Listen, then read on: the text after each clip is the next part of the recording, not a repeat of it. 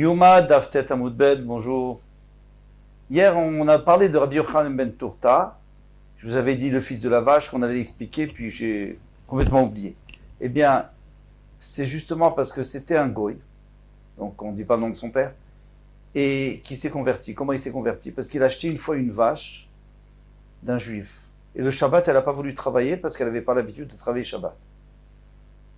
Il a appelé le juif lui a glissé à l'oreille de sa vache, tu sais, jusqu'à présent, tu étais chez moi, donc tu ne pouvais pas travailler Shabbat. Maintenant que tu es chez le goy, tu peux travailler Shabbat. Et elle s'est mise à travailler. Alors il a demandé, mais qu'est-ce que tu lui as dit? Il lui a expliqué. Alors il a dit quoi? Si la vache d'un juif, elle sert Hachem, et moi, et elle ne réfléchit pas, alors moi qui suis un homme et qui réfléchit, c'est sûr que je dois servir Hachem, et il est devenu un grand chacham, Rabbi Yochanan ben Turta. On peut commencer, on est déjà à la première grande ligne du Daftet Amoudbet. Migdash Rishon Mipnei Macharav.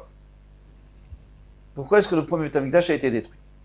Mipnei Shlosha Dvarim Shayuba, parce qu'il y avait trois Averot.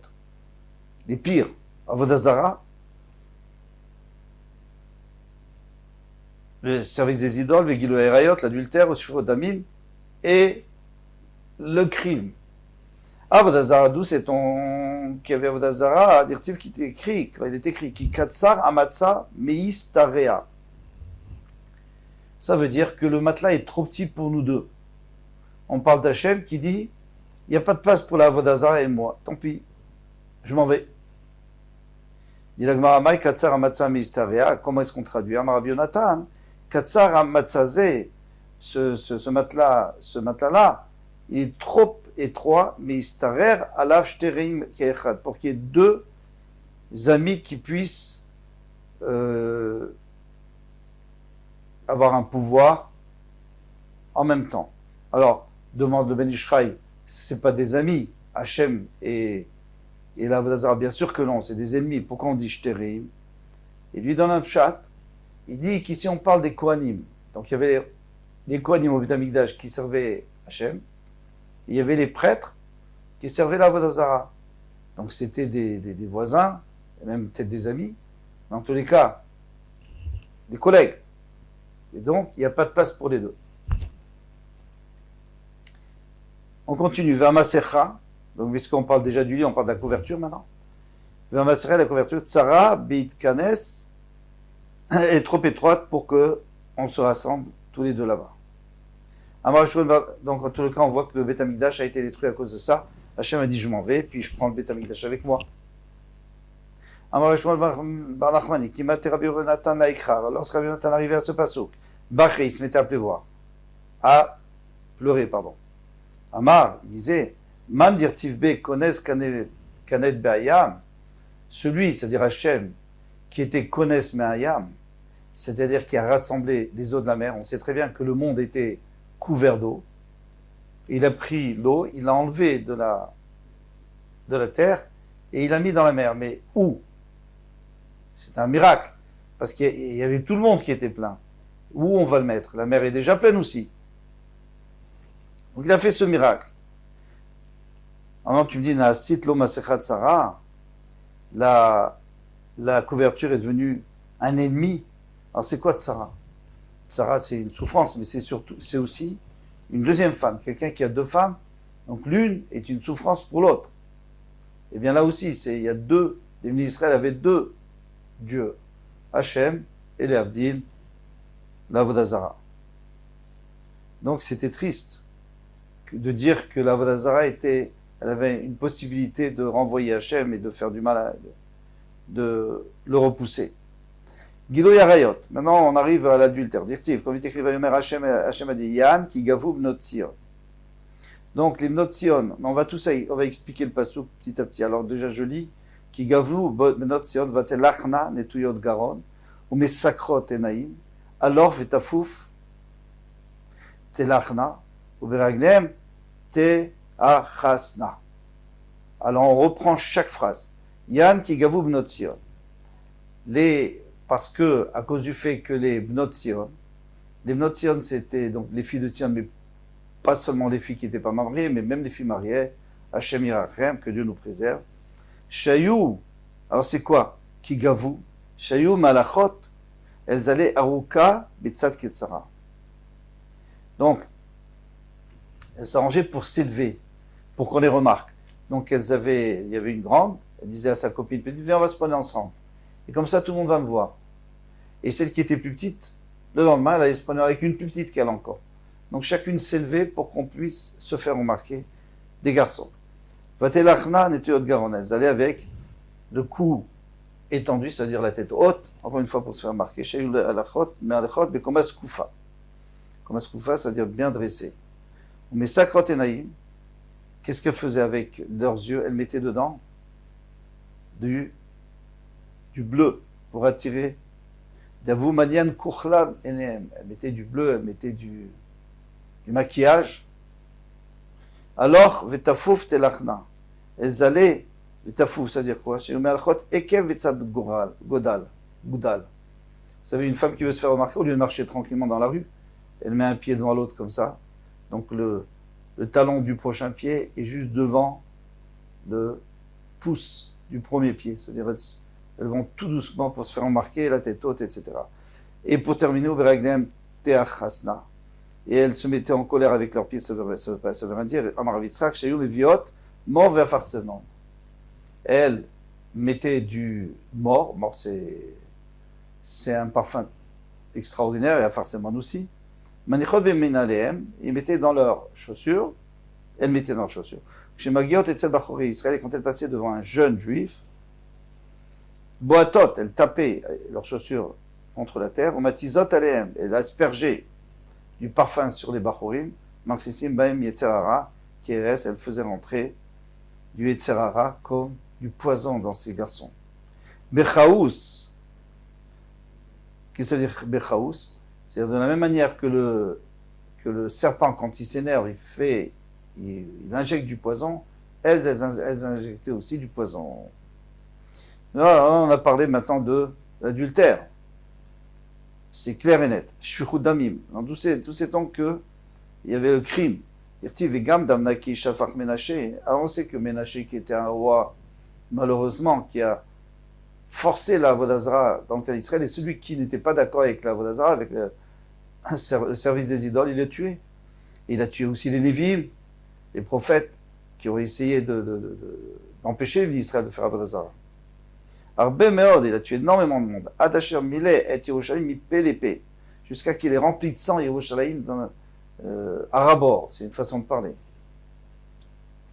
Vous allez me dire, ok, alors ça c'est Ménaché, on est au courant, mais quel rapport avec les ministres, les pauvres? Pourquoi est-ce qu'ils ont perdu le Beth Amikdash? Parce que bien sûr, quand le roi se conduit pareillement, de telle manière, eh bien, les gens se disent, bon, alors le crime, c'est pas méchant, nous aussi.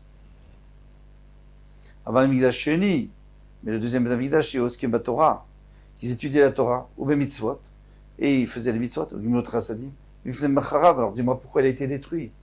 Il n'y a pas de raison, il n'y avait pas toutes ces avérotes là-bas. Réponse, Mipne Shaitabo. En fait, il y avait aussi des avérotes, on va voir. Mipne Shaitabo Sinat Chinam. Essentiellement, il y avait la haine gratuite. Qu'est-ce qu'on appelle la haine gratuite? Alors, un rachat qui se conduit mal, ou alors quelqu'un, un rat, qui nous a fait du mal à nous. Qui nous a fait du mal. Normalement, on peut le haïr. On peut le haïr. Mais il y a des conditions. Première condition, c'est qu'il faut le dire fort. Il faut le dire fort. Il ne faut pas garder dans le cœur. Parce que si on garde dans le cœur, alors on n'a rien gagné. Si on lui dit fort, tu sais, tu dois arrêter de te conduire de telle manière envers moi ou envers Hachem, et il n'écoute pas, bon, alors là, c'est pas sinatrinam, c'est pas de la haine gratuite. Mais dans les autres cas, c'est de la haine gratuite. La métra, c'est pour t'apprendre chez Shkula sinatrinam, cette haine gratuite, elle est équivalente qu'elle est shalosh averot comme les trois averot avodazara, gilu erayot, veshurot damim. Donc, service des idoles, adultère et le crime. Pourquoi? Finalement, c'est que dans le cœur. Le reste, on a vraiment... C'est un acte terrible, c'est des actes terribles. Les trois pires avérotes du monde. Comment tu peux me dire dans le cœur? C'est une très grande question, ça. Ça dérange énormément. Alors dans mon cœur, j'aime pas celui-là, je ne supporte pas. Bon, d'accord. Mais est-ce que je l'ai assassiné? Est-ce qu'on a commis l'adultère? On s'est prosterné à une idole? Comment est-ce qu'on comprend ça?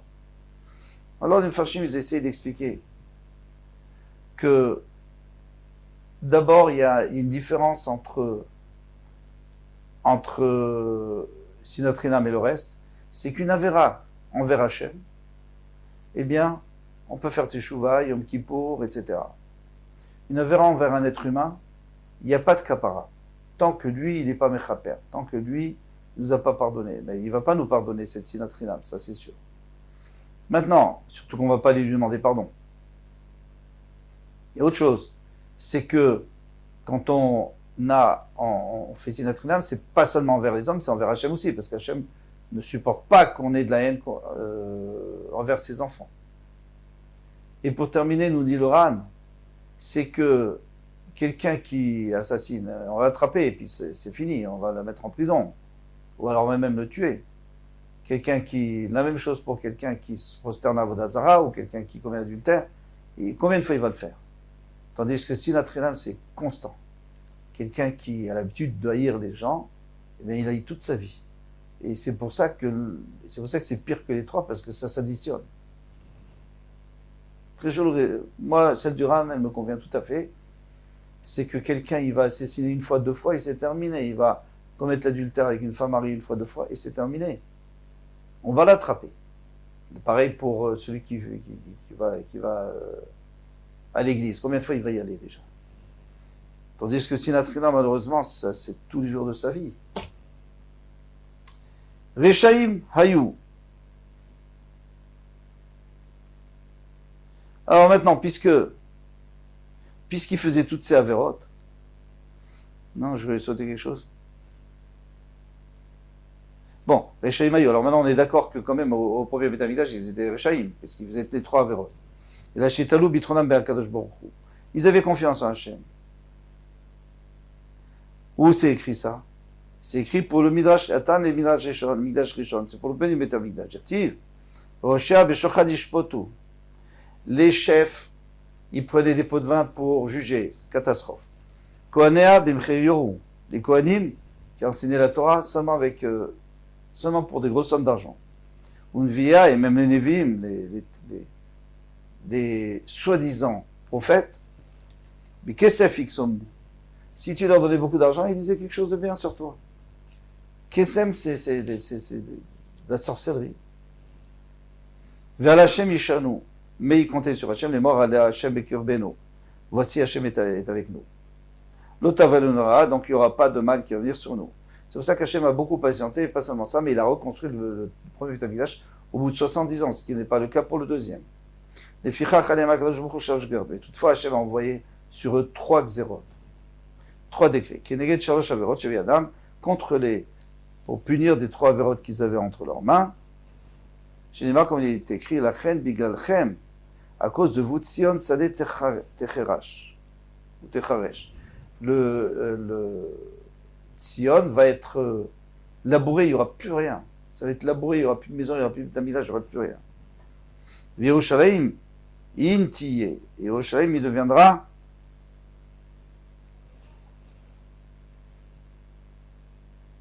un tas de pierres. Vers Abaït, des Bamot Yahar, et la montagne du Beth Amikdash, ça va être une forêt. Ou Bemikdash Rishon, l'on avait baissé notre âme, demande l'Agmara, mais au premier Beth Amikdash, il n'y avait pas, la haine gratuite, va active, pourtant il est écrit, mais Magouré, El Cherev Ayou et Tami. Lachem Tsafouk Al Yarech. Alors on va expliquer chaque phrase, vers Marab Eliezer. Ilou Bnei Adam Sheochlim Vejotim Zemze. Alors ça veut dire quoi? Magouré, El Cherev Ayou et Tami. Magouré, c'est des gens qui étaient tout le temps ensemble, des amis, qui mangeaient ensemble, ils se connaissaient bien, les uns les secrets des autres. Et après, il écrit Cherev Ayou et Tami. Ils s'envoyaient des lances. Vidokrim.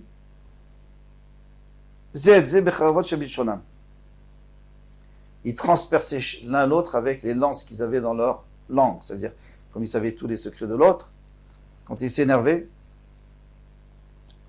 il médisait sur eux et les transperçait avec leur langue. Donc tu vois bien qu'ils ne s'aimaient pas. Ou il y a aussi Sinat Chinam ici. Et pour la Gemara, Aïe bin Sié Israël, c'est seulement les dirigeants, les princes d'Israël. Mais le peuple n'était pas comme ça. Dirtiv, comme il est écrit, Zéak ve'elel ben Adam. Crie et pleure.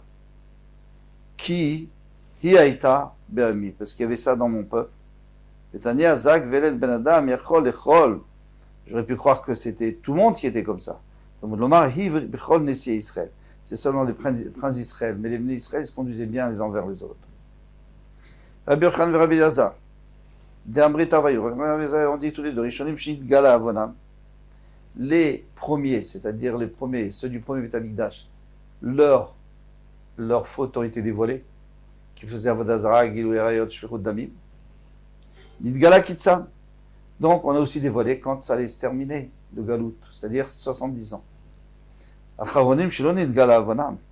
Mais le deuxième Beth Amikdash, où on n'a pas dit la faute, Lo Nidgala Kitsan. Eh bien, on n'a pas non plus dit, la Torah n'a pas dévoilé quand est-ce que il allait être construit le troisième Beth Amikdash. Ça, c'est d'après Tosfot. D'après Rashi, le chat est un peu différent, aussi très joli. Il dit, les premiers qui ne cachaient pas leurs fautes. Cachez pas leurs fautes. Alors vous allez me dire, ouais, c'est de la chutzpah, c'est quoi? Au moins, si tu fais quelque chose, ne montre pas à tout le monde. Au contraire, s'il ne cache pas, un jour ou l'autre, il va être obligé de faire teshuva. Parce que tout le monde va lui dire. Mais quelqu'un qui fait en cachette, il ne fera jamais teshuva, donc c'est pire. Et mida keneged mida, toi tu as caché, alors moi je te cache. Lui, il n'a pas caché, donc je ne cache pas la délivrance. Amar Rabbi Yochanan. Rabbi Yochanan dit Tovat Sipornan Shel Rishonim. Elle a plus de valeur, l'ongle des premiers, c'est-à-dire du premier Beth Amikdash, Mikresan, que le ventre chez l'Acharonim. Alors dans l'animal, le pire c'est les ongles, on ne peut rien faire avec. Le mieux c'est le ventre, c'est doux, on peut faire beaucoup de choses avec. Eh bien, c'est pour te dire que même les meilleurs du deuxième Beth Amikdash, ils étaient moins bien que les moins bons du premier Beth Amikdash. Ça veut dire quoi? Ça veut dire qu'ils avaient plus de valeur, parce qu'il est vrai qu'ils se laissaient entraîner dans certaines avérotes, mais dans le fond, ils étaient bons. Amar, Rish Lakish a dit, Adraba, Acharonim a dit, moi je suis pas d'accord avec Rabbi Yochanan. Ceux du deuxième exil, ils sont mieux. Pourquoi? Afalgav de Ikashibul Malchuyot, mais qui sont malheureusement, on est en galoute. Kaskeva Torah, on étudie la Torah, comme jamais. On n'a pas vu ça en Bavel, au temps d'Achashverosh, on n'a pas vu ça. En Marley, il lui a dit, Rabbi Yochanan a dit, je suis désolé, Bira Tochiach. Le Beth Amikdash, c'est une preuve. Le premier Beth Amikdash a été reconstruit, le deuxième n'a pas été reconstruit. Donc tu vois bien que c'est pas vrai ce que tu dis. Shechazra la Rishonim, velo Chazra la Acharonim. Le Beth Amikdash est revenu. Bira, c'est le Beth Amikdash est revenu pour les derniers, mais pas pour les premiers, pas pour les derniers. Shalud Rabbi Elazar, ils ont demandé à Rabbi Elazar, Rishonim Dolim ou Acharonim Dolim? Qu'est-ce qui est plus grand? Ceux du premier Beth Amikdash ou ceux du deuxième Beth Amikdash? Amarlaim, Tenu Enechem, Babira. Regardez le Beth Amikdash, vous allez voir la même réponse. Il y en a qui disent Amarlaim, Edechem Biral. Edechem, c'est-à-dire vous voulez des témoins, demandez au Beth Amikdash lequel a été reconstruit, le premier ou le deuxième? Je veux dire, oui, le premier a été reconstruit, le deuxième n'a pas été reconstruit. Rish Lakish, alors une petite histoire, Rish Lakish avoue Saché Beyardena. Rish Lakish était en train de se laver dans le Jourdain. Ata Ravavavachana, venu Ravavavachana, Yavle Yada, il lui a donné la main pour l'aider à remonter. Amar, il a marlé, il lui a dit Rish Lakish, et Laka, c'est-à-dire sur la tête, sur Hachem, je jure, Sadina Lechou, je vous hais, parce que vous, Ravavacha, c'était un Babylonien. Dirtiv, je vous hais parce que vous n'êtes pas revenu en Eretz Israël. Nous, on est en Eretz Israël et pas vous. Dirtiv, comme il est écrit, Imchomahi, si le peuple Israël est comme une muraille, c'est-à-dire solide, il venait aller à Tirat Kesef, on pourra construire dessus une tour d'argent. Mais il me délète, mais si c'est juste une porte, Natsur Alea, Loacherez, on pourra mettre dessus un ornement, mais en bois, de cèdre. Ça veut dire quoi ça? Si vous étiez montés tous ensemble, après autant de Achashverosh, de Dariavesh, pourquoi ils sont restés là-bas? Parce qu'ils étaient bien. On était bien avec Mordechai, etc. Avec Mordechai, finalement, il est monté quand même. Mais si vous étiez restés, si vous étiez montés, alors on serait tous montés comme une muraille, et dessus on aurait construit des choses extraordinaires, le Beth Amikdash, il y aurait eu la Shrina et tout.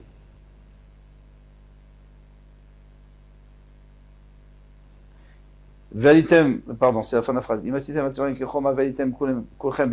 seriez monté avec Ezra à Sofer. Nimshaltem kekesef. Alors à ce moment-là, vous seriez comparé à l'argent. Chez Enrique Choledbo, que jamais la pourriture peut avoir d'action sur eux. C'est-à-dire que le Beth Amikdash, il serait resté encore aujourd'hui. Arshav Chalitem Kedlatot, maintenant vous êtes monté comme deux portes. Nimshaltem Kerez, eh bien vous êtes comme du bois chez Enrique Choledbo. On sait très bien que le bois peut se détériorer. Maïrez, comment est-ce qu'on détériore le Erez? C'est du cèdre, hein, c'est dur. Amarola, Sas Magor, la termite. Il n'y a pas pire que les termites. Les termites, ils mangent le bois de l'intérieur et il reste juste l'extérieur.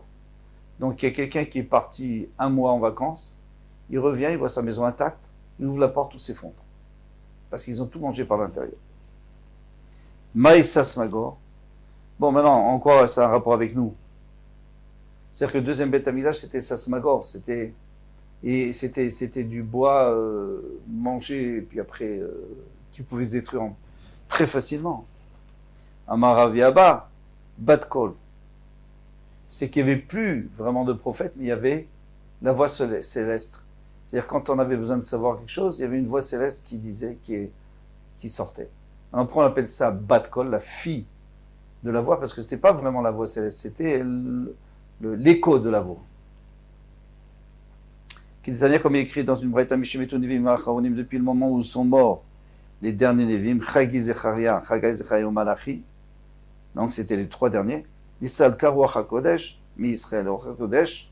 Donc il n'y avait plus de névoie, il n'y avait plus de prophétie, mais ils demandaient à Hachem, Hachem leur a envoyé une voix céleste. Resh Lakish, demande à Gemara maintenant, Resh Lakish Mishtaï Be'adeh Rava Bavachana, est-ce que Resh Lakish, il parlait, il adressait la parole à Rava Bavachana? Ouma, on va comprendre pourquoi, Ouma Rabbi Elazar, et même si Rabbi Elazar, que lui, il était beaucoup plus grand que Rabbi Bavachana, on l'appelait le maître d'Israël. Mais là, Resh Lakish, il adressait pas la parole en public. Pourquoi? Au Beth Midrash, bien sûr qu'il lui parlait. Ou alors, si quelqu'un adressait la parole à Resh Lakish, il répondait. Mais il ne voulait pas adresser la parole en premier à quelqu'un dans la rue. Pourquoi? Parce que les gens savaient que s'il lui adresse la parole, ça veut dire que cet homme-là, il est parfait. Il est parfait, on peut lui faire confiance. Des man des Mishtay Resh Lakish Badeba Choup, parce que celui à qui Resh Lakish adressait la parole dehors, il a voulu Iska Belo Saadé. Normalement, lorsqu'on fait une affaire avec quelqu'un, qu'est-ce que c'est une affaire? Une Iska. Parce qu'on n'a pas le droit de prêter de l'argent à quelqu'un avec intérêt. Donc, il y a des gens qui n'ont pas d'argent, mais ils veulent travailler, ils veulent faire des affaires. Moi, j'ai de l'argent, admettons. Si je leur prête, ils n'ont pas le droit de me donner de bénéfices. Donc ils vont tout prendre pour eux. Moi, ça ne m'intéresse pas. Alors qu'est-ce que je fais? Je fais une ISCA, une affaire avec eux. Je dis comme ça. La moitié de l'argent que je te prête, c'est... Tu fais ce que tu veux avec, c'est à toi. Tu l'empruntes et tous les gains sont pour toi. L'autre moitié, c'est un picadon. C'est un gage, c'est un dépôt. C'est à moi. Donc tout ce que tu gagnes avec, je le reçois. Ça fait qu'on partage des bénéfices. Ça, c'est moutard, c'est une ISCA. Eh bien, quand on fait une ISCA avec quelqu'un, il faut des témoins. Parce qu'il va venir, il va dire non, tu ne m'as pas donné. Il dit, mais celui à qui Resh Lakish avait adressé la parole, eh bien, on savait qu'il était tellement intègre et tellement chacham, parce que Resh Lakish, il n'avait pas besoin de parler à des gens qui étaient moins chacham que lui. Donc, s'il était chacham et intègre, donc on peut lui prêter 100 témoins. Bien qu'on n'a pas le droit de prêter de l'argent sans témoin. Pourquoi? Parce qu'on a peur qu'il oublie. Qu'il oublie qu'il nous a emprunté de l'argent. Mais ici, c'est pas possible d'oublier. Pourquoi? parce qu'il y a la moitié qui est un dépôt, et un dépôt on n'oublie pas. Donc quand on n'oublie pas le dépôt, on n'oublie pas non plus le prêt. On est en train de parler ici de grands tzadikim, bien sûr.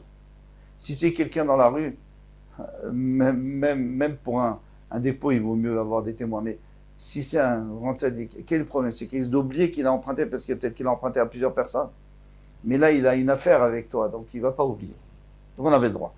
Béadé, Rabbi Bachana Mishtae, alors tu me dis, même avec Rabbi Elazar, il ne voulait pas parler, alors il allait parler avec Rabbi Bachana qui était moins que Rabbi Elazar. Marafapa Shadé Gavra Benayo. Il va falloir changer un des noms. Ou Rish Lakish avait Vezeiri. Ou alors c'est Rish Lakish et Zeiri. Zeiri, c'était un homme qui était intègre et que tout le monde connaissait comme intègre. Donc Rish Lakish n'avait pas de problème de parler avec lui.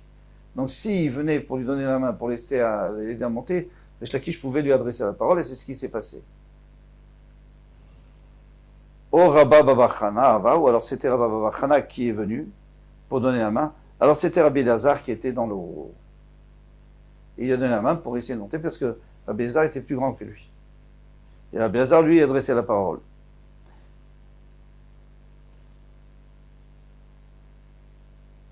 On va s'arrêter là parce que c'est un nouveau sujet. À demain, Bezrat Hashem Kol Touf.